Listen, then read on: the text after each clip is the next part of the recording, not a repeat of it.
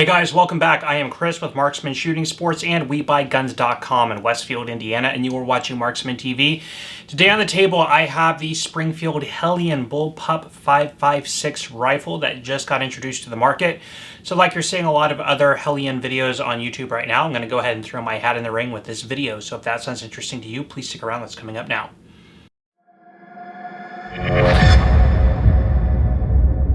Okay guys, a little bit of backstory on this first. I, as many of you know, am very interested in military surplus and firearms with some sort of military affiliation, internationally or domestically.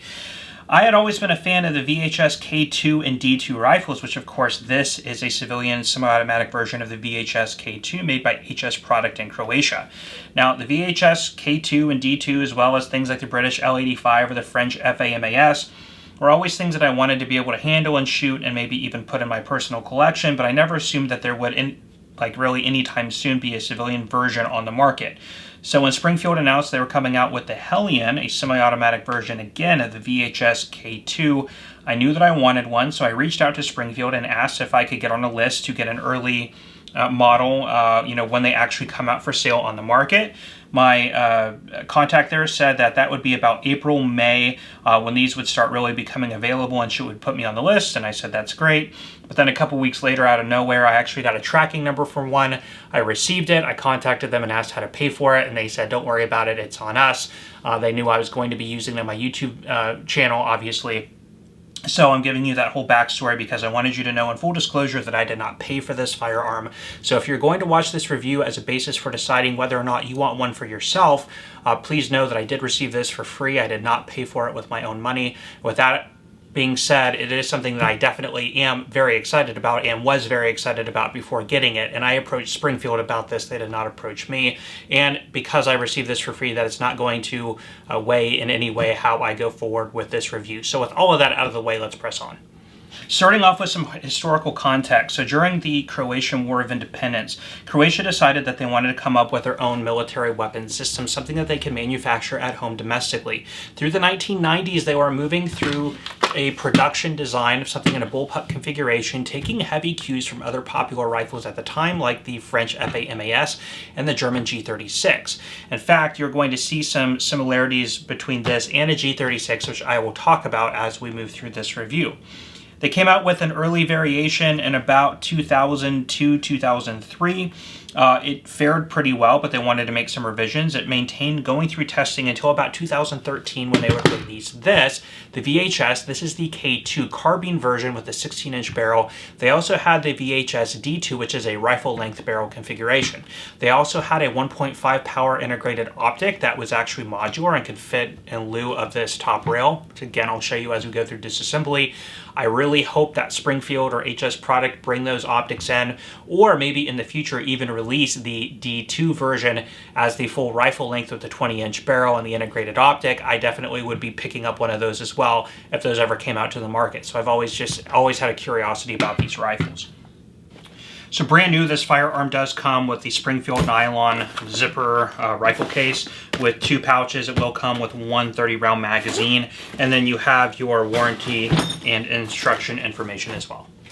Okay guys, let's go ahead and take a look at the specs, starting up at the front end and then moving our way through the back.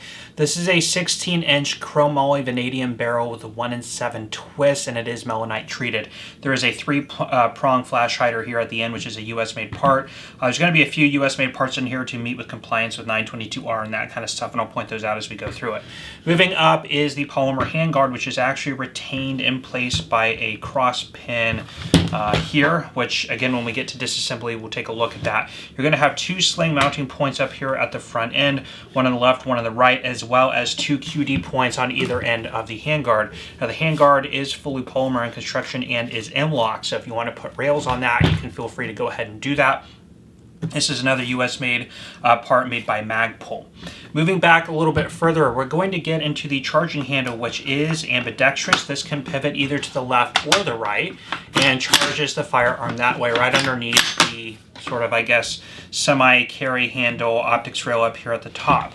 Now, as mentioned, there were a lot of cues taken from the G36 rifle. This is a Tommy-built TG36E series, so the full size with the export commercial optic that I added to it. This is my personal rifle.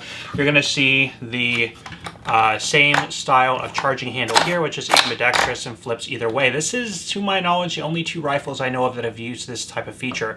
One other feature while we are here, this is a German G36 magazine, which is actually the magazine that the original VHS-2, the K2, and the D2 rifles actually were designed to use in Croatia. Of course, here in the United States, as we have a ton of AR-15s. They have the magazine well adapter back here for the standard AR-15 magazine. You can actually remove that and use G36 magazines as well. I don't know if there's any other magazine well adapters that exist for other magazines, but I know that those two exist because that's the military uses this, and then on the commercial market we have this. As we move on back, this pistol grip is another US made part. This is a BCM Gunfighter Mod 3. It has a very shallow angle, a little bit different looking than what you have on the traditional hand grip. And you do have storage compartment down here at the bottom for your tactical M&Ms and your batteries and things like that. If I can figure out how to get it to use it. I guess they're going to melt in there for me. Up here is the trigger guard. The original military variation has a larger, wider swept trigger guard, which is going to be easier for getting gloves in and out of there.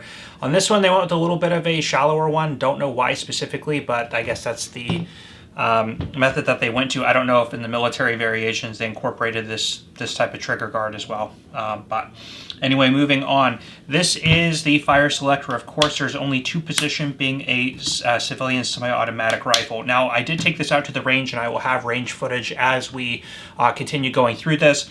This is one thing that was a little bit of a learning curve to me. Actually, when I take out a new firearm to the range, I like to be as, I shouldn't say unfamiliar, but kind of as new to it as I can be, other than, basic operations and functions, and see how quickly I can adapt to the different, the different controls and where everything is. So it's actually the safety out of everything was a little bit tough to get used to. Of course, you start up on safe. When you go into ready to fire, you're going to go up, over, and bring it down.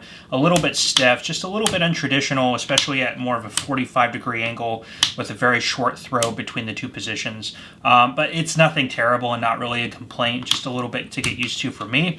Trigger, we will go over in just a minute. Now, if we're up here at the top of the optics rail, this is standard 1913 rail. You have two folding sights that are both windage and elevation adjustable. So you have up and down adjustments, your elevation adjustments up here at the front dial of the sight.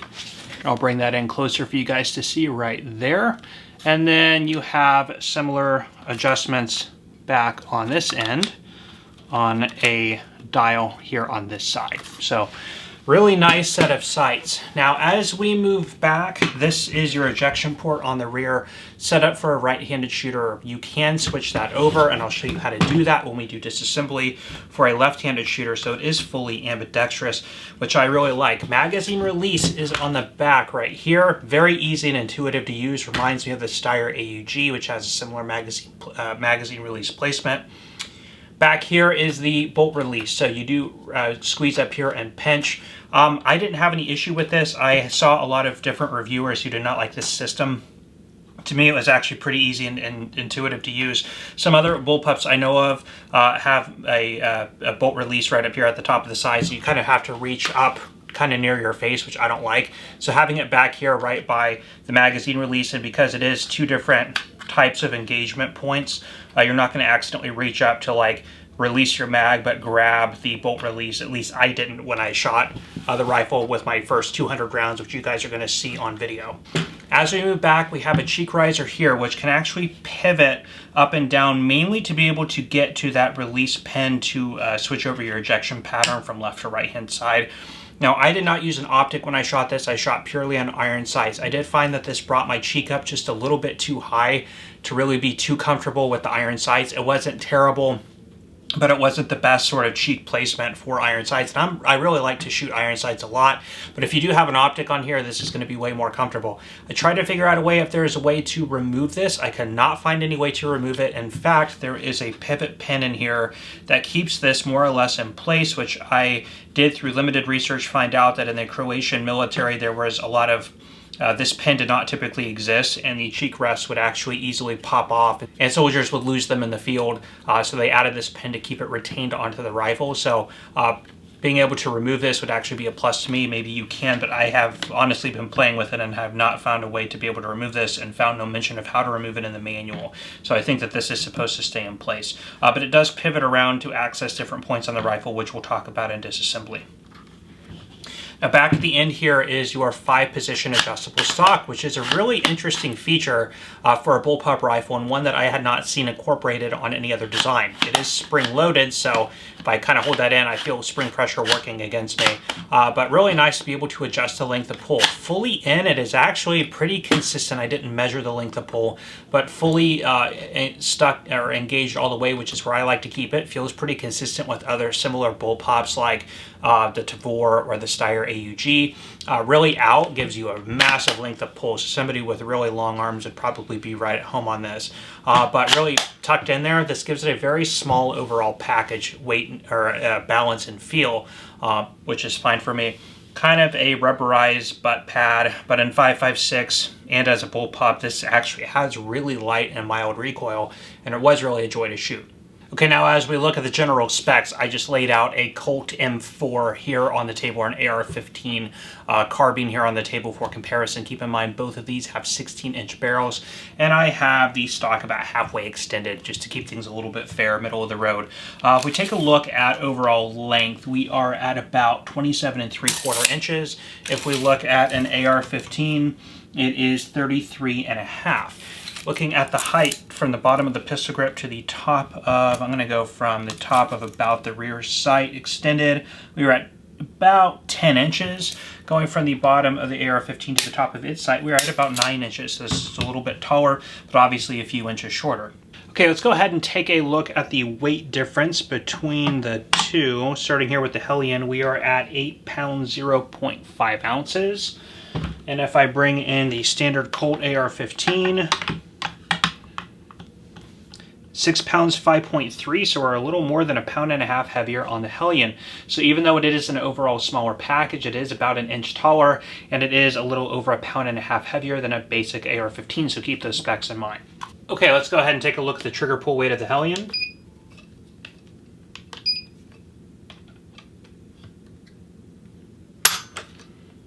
£5 pounds, 10 ounces. I'm going to do that one more time.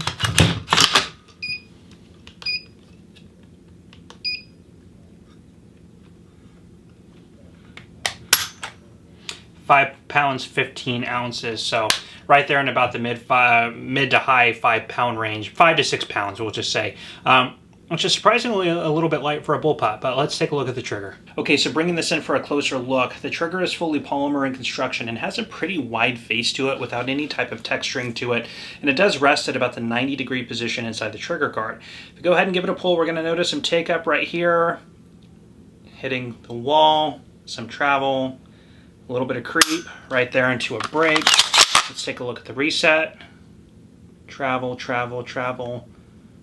Reset right there. Let's go ahead and pull through again. Take up, a little bit of sponginess, a little bit of creep right there into a break. Reset, travel into the reset there. So if we're comparing this to other traditional rifles like an AK or an AR-15, obviously those triggers, in my opinion, are a little bit crisper, but the pull weight is about the same as a traditional AR-15 mil spec trigger.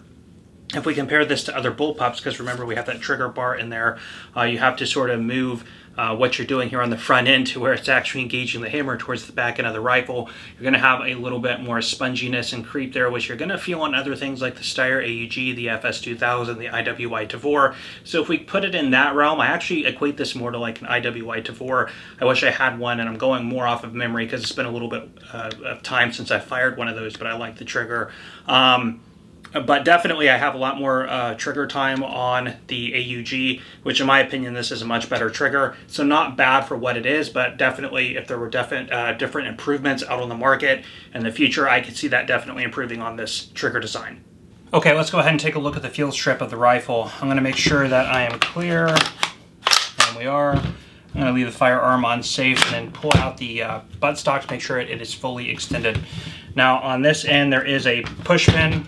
We're going to drift out, and it does stay captive, and from there we can wiggle off the buttstock assembly, and there's your recoil spring and guide. So I'll pull that off.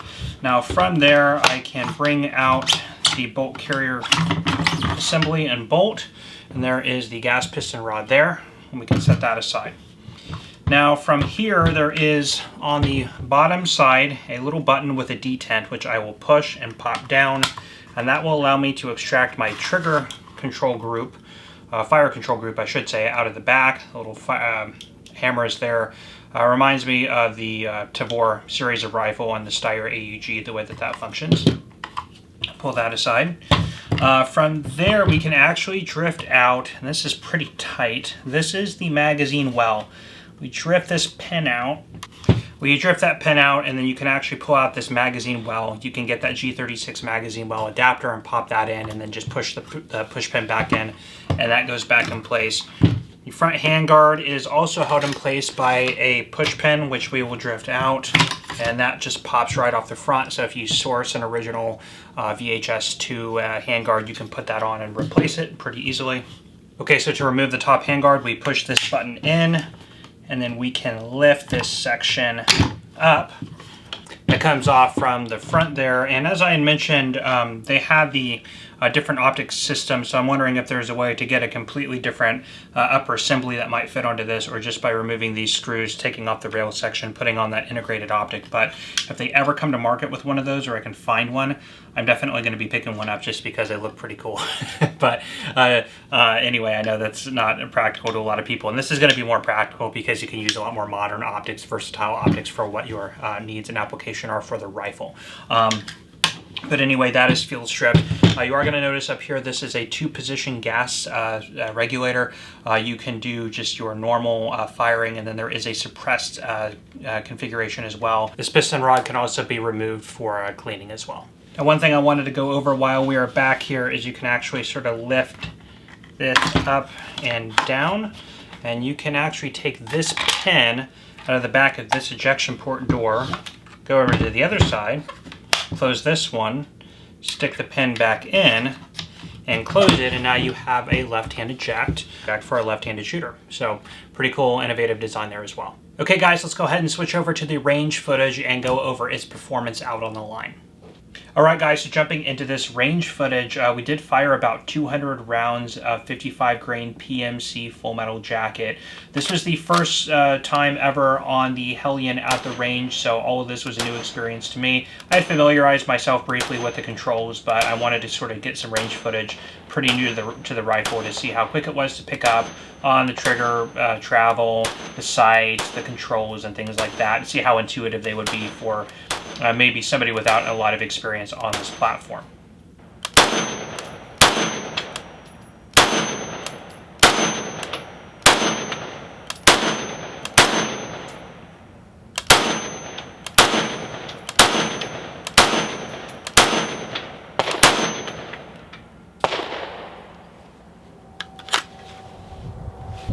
So I found the recoil impulse to be really enjoyable. It's very easy to shoot, very easy to keep on target. I was actually transitioning between different Coke cans and stuff downrange. I'm not much of a group shooter, that's not what my channel's about, but it was easy to pick up even with the iron sights and transition between targets and land shots on them pretty effectively. So again, it was a lot of fun, really easy to shoot, had 0 malfunctions with the 200 rounds fired. After watching the footage, it looks like it has a pretty consistent ejection pattern, so no gripes at all with controllability and function. Everything was really enjoyable and fun to shoot.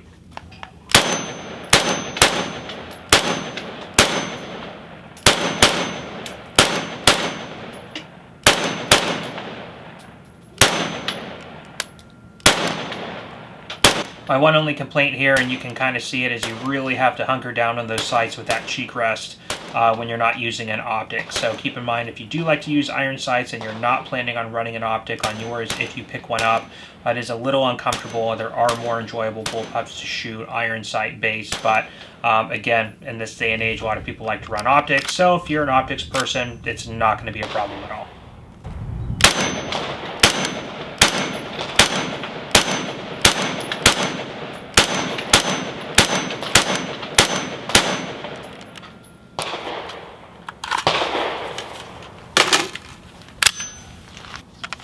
And this was Randy's first shots with the rifle and first time he had really even picked it up. So I had to kind of familiarize himself, excuse me, with the safety, which is kind of the biggest learning curve for me, was that safety as well.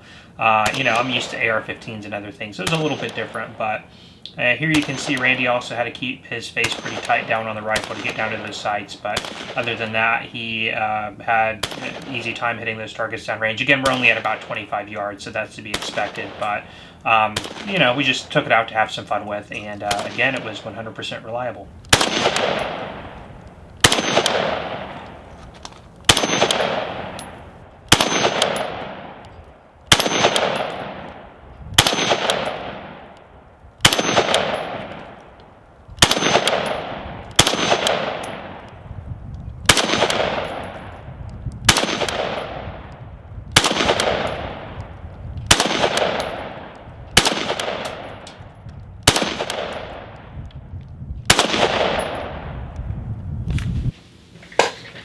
Okay guys, as always, I like to end these videos out with some general takeaways, and I'm going to start with prices. That's usually a main point of concern for most people thinking about picking up a new firearm.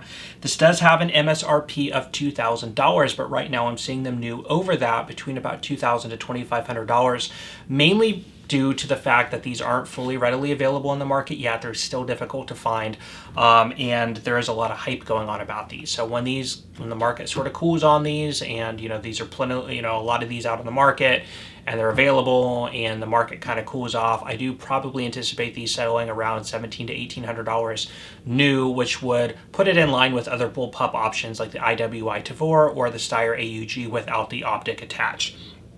Now, I have a lot of experience with the Steyr AUG. I have some experience with the IWI Tavor. I own neither currently. I owned an AUG for a long time. I wish I never got rid of it, but I did.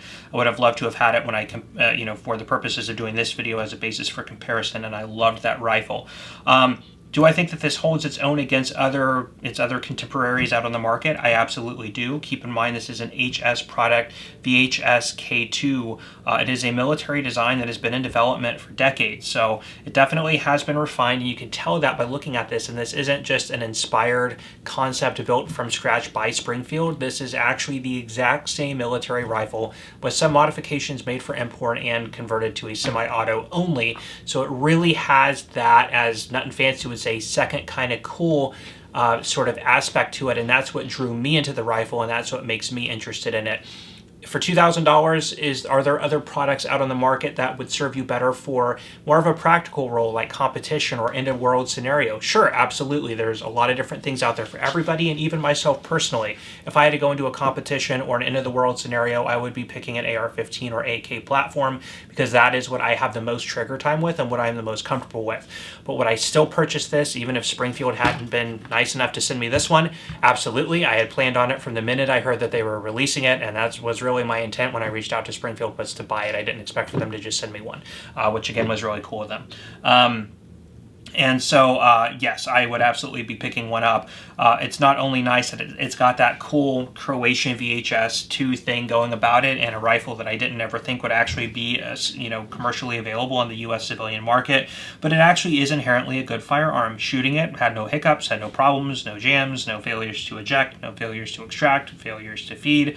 Had a really good light recoil impulse, and is something that, you know, I'm probably going to go out and run an optic. I don't really like optics as much. I don't have as much fun with them, but I'll put an optic on it, and my gripe was having to really bear down on the cheek riser in order to get behind these iron sights. So I'd probably use these more as a backup than anything, but you know, and plan on running a optic on it. But overall, I do like the product, and I didn't have any issues with it. Again, if it's just bullpups are not your cup of tea, you're not going to like this too much. If you do really like bullpups, the IWI Tavor, the AUG, and you have one or both of those and you really enjoy it, I definitely recommend picking this up. I think it would be a good addition to a bullpup lineup in your collection, or if you're a military collector like me, it's just sort of a must-have for that second kind of cool reason. So we're going to go ahead and leave it there.